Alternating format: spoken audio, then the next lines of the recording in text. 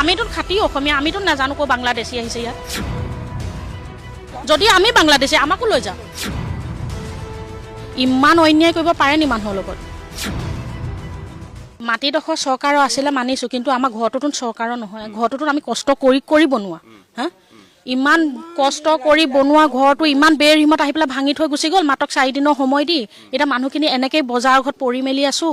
হা, ইমান অন্যায় কৰিব পাৰে নি মানুহৰ লগত? জানো আমিতো দেখা নাই, আমিতো আজিলৈকে নাই এটা ভাষা শিকিছোঁ না আমি জানো। আমাৰ স্পষ্ট মুখত অসমীয়া ভাষা, কাৰণ আমি খাটি অসমীয়া। হা, আমিতো খাটি অসমীয়া, আমিতো নাজানো ক বাংলাদেশী আহিছে ইয়াত। যদি চৰকাৰে পাৰে বাংলাদেশীখিনি ওলাই লৈ যাওক।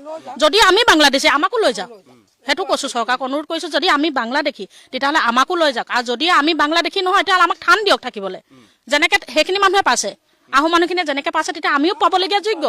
কাৰণ কেলৈ আমি কেলৈ নাপাম? আমিও পাম। তেতিয়া আমাকো থান দিয়ক, জেগা দিয়ক। আমি সেইটোৱে অনুৰোধ কৰিছোঁ চৰকাৰ।